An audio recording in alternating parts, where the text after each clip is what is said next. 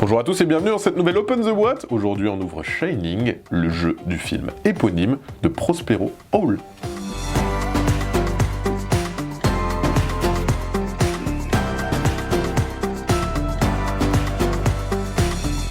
Shining, c'est un jeu coopératif ou semi-coopératif. Il y a une version où on va pouvoir ajouter des cartes traîtres, où il va falloir survivre 4 mois dans l'hôtel d'Overlook qui va tenter de vous rendre fou.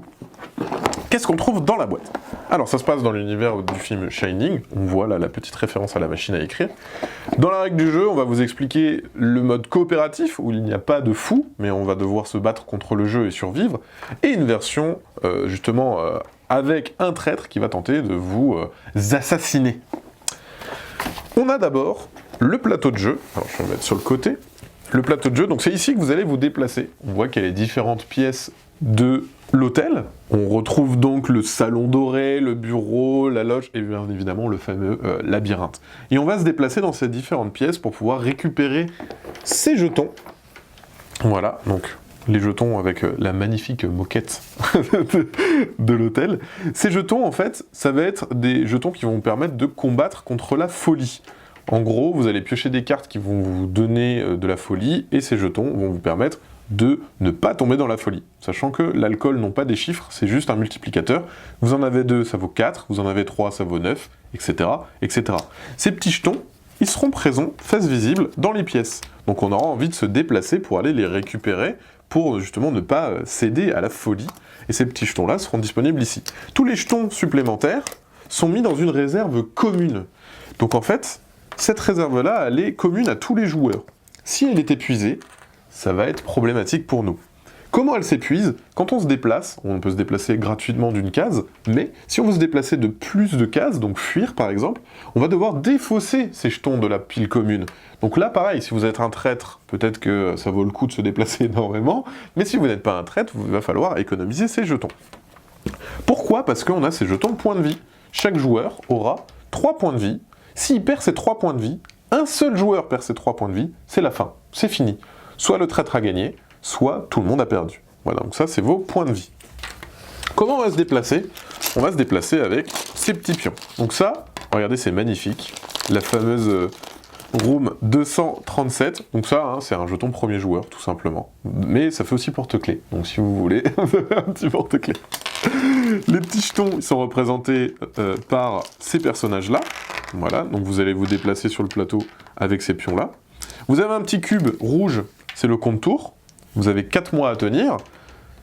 Éventuellement un 5e mois, si vous avez le méchant qui vous bloque l'accès au motoneige. Mais voilà, et il faut attendre la fonte des neiges pour que les secours viennent vous sauver. Et ensuite vous avez les dés. Les dés, en fait, quand vous tombez dans la folie, il va falloir lancer les dés. Vous allez lancer le dé noir. S'il y a une tache de sang, c'est un coup. Et vous allez lancer le dé blanc. Si le dé blanc représente un objet que vous avez récupéré, donc si par exemple vous avez récupéré ce couteau, c'est bien parce que ça vous protège des dangers d'avoir un couteau, mais si c'est vous qui tombez dans la folie, avoir un couteau quand vous lancez le dé, ça veut dire un dégât supplémentaire. Donc là, si par exemple je tombe dans la folie, je lance les dés, là je ferai 2 dégâts parce que je possède un couteau. Donc il faut faire attention avec les objets. Par exemple là, ça c'est bien, au moins on est tranquille, on n'a pas d'objet et on se protège de 2. De quoi on se protège? Eh bien on se protège des cartes Shining. Les cartes Shining sont des visions que l'hôtel vous transmet et vous met dans votre petit crâne.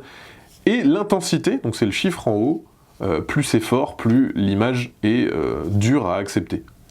Au dos du paquet, vous avez la tranche de valeur. Donc en fait ça sera face cachée, mais vous saurez que vous avez de 2 à 4 de folie. On retourne, celle-là c'était 3, donc c'était au milieu.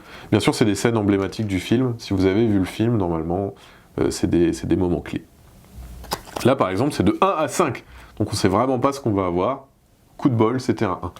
Comment ça va se passer? À chaque fin de manche, on va additionner toutes les cartes qu'on a eues. Folie, Shining, là par exemple j'ai 4. Et on va comparer avec les jetons que j'ai récupérés. Super, j'ai 5. J'ai plus, si on a égal ou plus, on ne devient pas fou. Si on a moins, on devient fou, on se rapproche de la personne la plus proche de nous, et on l'attaque. Donc voilà, et il va perdre un point de vie. Donc c'est ça, il faut essayer de résister à la folie. On va aussi avoir des cartes événements. Ces cartes événements, elles vont être piochées au début de chaque tour, Et elle va vous faire une petite restriction, par exemple ici, là, pendant ce tour, le salon doré est inaccessible. Bien sûr, ça c'est écrit plusieurs fois, c'est vraiment comme dans le film, encore une fois, il y a cette ambiance un peu folie entre les images, les illustrations, même vous en jouant au jeu, vous allez avoir des petits frissons. Donc voilà, il y a différentes cartes événements à découvrir. Et enfin, il y a un dernier paquet que je ne vous ai pas montré, bah, c'est les rôles. Si vous jouez avec la version où il y a un corrompu, voilà, donc c'est quelqu'un qui, dès le début, sa mission, c'est de tuer au moins un gardien. Si vous jouez avec cette version-là, on joue à 4, on met 3 gardiens, un corrompu, on mélange et on distribue secrètement. Et vous avez un rôle caché, donc ça change foncièrement la manière de jouer pendant la partie. Voilà ce qu'on retrouve dans la boîte de Shining. Et bien sûr, comme d'habitude, on vous fait des bisous, on vous dit à la prochaine, et puis ciao!